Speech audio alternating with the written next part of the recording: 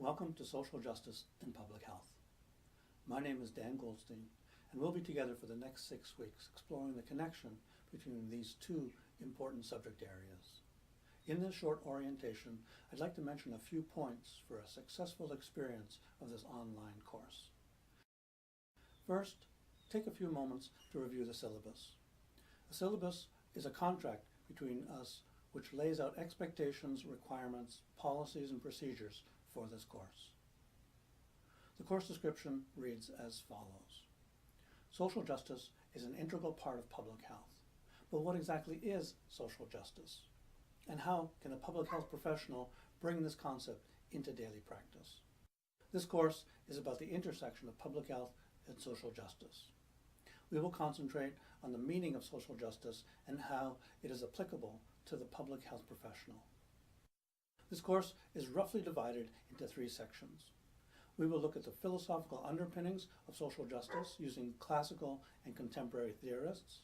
Then we will see how social injustice affects various populations. Public health is concerned with populations, but different populations may be affected differently. And we will look to the elderly, minorities, the poor, and other groups through a social justice perspective. And finally, we will address topic-based areas such as nutrition, violence, and infectious diseases, among others, to explore how social injustices affect these areas of public health practice. Critical reading, philosophical analysis, and group discussion is emphasized. The second point for success in our course is to make sure you have the text. We will be using Levy and Seidel's Social Injustice in Public Health. There are links to booksellers at the textbook icon of the main page of our course. There will be other readings available under the Readings folder of the weekly modules.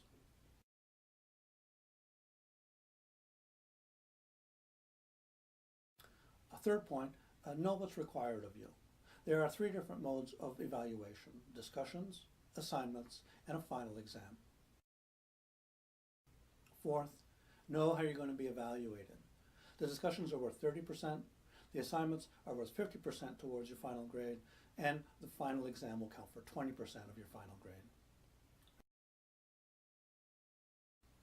And fifth, know what is due when. We will be following the schedule presented in the syllabus.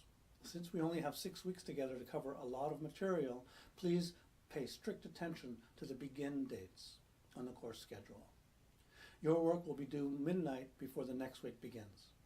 I also reserve the right to make changes to the schedule in the interests of enhancing this course. Feel free to ask any and all kinds of questions that may arise during the next 6 weeks. There are different ways of asking questions, either to me or to other members of the course. First, every Thursday night at 8 p.m. Eastern Time, I will schedule a chat session where we can all come together in real time. This isn't required, but previous students have found these times very useful for clarifying ideas and asking questions. I will be in the chat sessions, but you can feel free to come and go during the time that I'm there. They are kind of like online office hours where you can poke your head in for a minute or two or stay for the whole sessions. They will be guided mostly by your questions. Second, there's a discussion area reserved for questions and comments about the course. And finally, you can contact me through email any time of the day or night.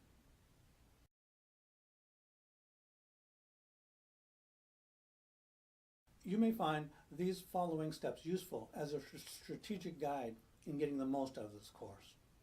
Begin by knowing the objectives. Then familiarize yourself with the question of the week, followed by the readings. Make sure you read the readings. Then print out the lecture notes, listen to the lecture, and then finally answer the question. Since the questions of the week are where most of your grades come from, please pay attention to the grading rubric found in the Course Documents folder on the main page of our course. Questions have an important role to play in our course, and there are 2 main questions that you need to keep in mind as we make our way through this material. The first is, what is social justice?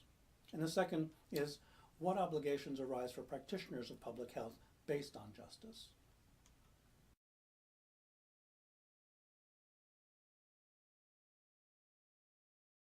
Once you feel oriented, you can proceed to Module 1. Good luck, have fun, and learn a lot.